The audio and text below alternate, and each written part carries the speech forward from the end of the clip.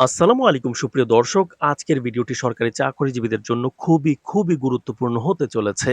তো দর্শক, দেখতে পাচ্ছেন যে সরকারি কর্মচারীরা পাবেন মহার্ঘ ভাতা। এই বিষয়ে কিন্তু 25শে এপ্রিল শুক্রবার ২০২৫ তারিখে একটি প্রতিবেদন রিলিজ হয়েছে। তো এই বিষয়ে আমরা আলোচনা করব। তার পাশাপাশি আরো একটা বিষয় নিয়ে আলোচনা করব। সেটা হচ্ছে সরকারি কর্মচারীদের চাকরিচ্যুত করা যাবে তদন্ত ছাড়াই। এই বিষয়ে কিন্তু দৈনিক ইত্তেফাকে একটি গুরুত্বপূর্ণ নিউজ এসেছে। তো এই বিষয়ে আমরা আলোচনা করব। তো দর্শক, আমরা মূল আলোচনায় যাওয়ার আগে আপনার কাছে রিকোয়েস্ট থাকবে, অবশ্যই আপনি আমাদের চ্যানেলটি সাবস্ক্রাইব করে দিন। কারণ আমরা মহার্ঘ ভাতার সর্বশেষ খবর সবার আগে জানিয়ে থাকছি। তো দর্শক, চলুন আগে আমরা এই নিউজটি দিয়ে শুরু করি। তো সরকারি কর্মচারীদের চাকরিচ্যুত করা যাবে তদন্ত ছাড়াই। তো এখানে আমরা দেখতে পাচ্ছি যে চাকরি আইন সংশোধন করতে যাচ্ছে অন্তর্বর্তী সরকার। সংশোধিত আইনে বিনা তদন্তে যেই কাউকে চাকরিচ্যুত বা অব্যাহতি দেওয়ার বিধান যুক্ত করা হচ্ছে। মাত্র ৮ দিনের নোটিশে অব্যাহতি দিতে পারবে সরকার। দাপ্তরিক কাজে বিঘ্ন সৃষ্টিকারী কর্মচারীদের বিরুদ্ধে এমন ব্যবস্থা নিতে পারবে সরকার। আইনটি সংশোধনে অনুরোধ জানিয়েছে স্বরাষ্ট্র মন্ত্রণালয়। প্রধান উপদেষ্টার অনুমোদন পেলে আইনের খসড়াটি মন্ত্রিসভায় উপস্থাপন হবে। মূলত সরকারি কর্মচারী বিশেষ বিধান অধ্যাদেশ ১৯৭৯-তে যা বলা ছিল, সরকারি কর্মচারী আইনে তা প্রতিস্থাপনের উদ্যোগ নেওয়া হয়েছে, যেটি বাতিল হয়েছিল ২০১৮ সালে। তো দর্শক, আমরা মহার্ঘ ভাতার আলোচনায় যাব। তার আগে অবশ্যই আপনারা চ্যানেলটি সাবস্ক্রাইব করে দিন। ভিডিওটি চলাকালীন সময়ে মহার্ঘ ভাতা সহ সরকারি বিভিন্ন প্রজ্ঞাপনের সর্বশেষ খবর সবার আগে পেতে। তো দর্শক, সূত্র জানিয়েছে জুলাই আগস্ট অভ্যুত্থানের পর থেকে অনুপস্থিত ছিলেন অনেক প্রশাসনিক কর্মকর্তা। এছাড়া কর্মকর্তাদের মধ্যে পেশাগত দ্বন্দ্ব, সচিবালয়ে বিশৃঙ্খলা সহ বর্তমান পরিস্থিতির পরিপ্রেক্ষিতে সরকার এমন উদ্যোগ নিচ্ছে। প্রস্তাবিত খসড়ায় অভিযুক্ত কর্মচারীদেরকে ২ থেকে ৫ দিনের মধ্যে অভিযোগের জবাব বা ব্যক্তিগত শুনানিতে অংশ নিতে হবে।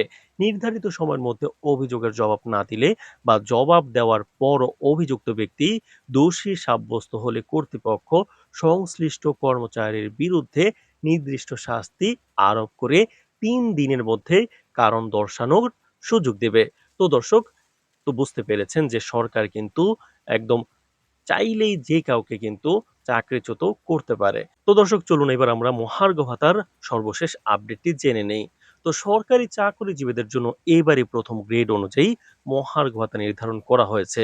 পিছনের গ্রেডের কর্মচারীরা তুলনামূলক বেশি হারে ভাতা পাবেন, আর সামনের গ্রেডের কর্মকর্তারা পাবেন কম হারে।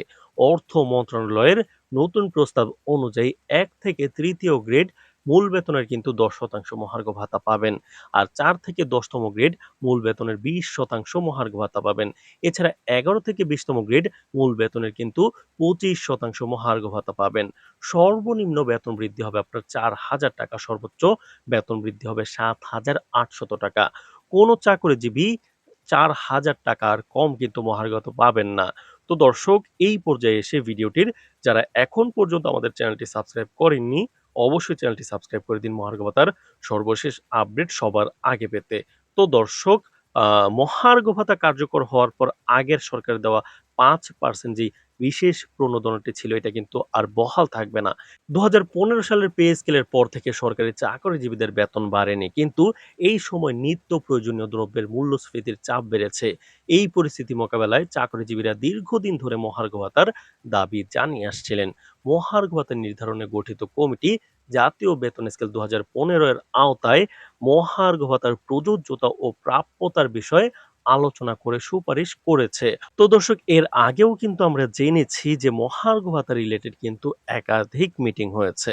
তো একাধিক মিটিং এ কিন্তু আমরা দেখেছি অর্থ মন্ত্রণালয়ের সচিব কথা বলেছেন, এছাড়াও কথা বলেছেন অর্থ মন্ত্রণালয়ের প্রধান উপদেষ্টা।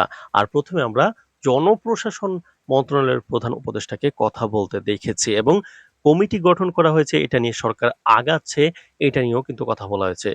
আশা করছি মহার্ঘ ভাতা খুব তাড়াতাড়ি বাস্তবায়িত হয়ে যাবে।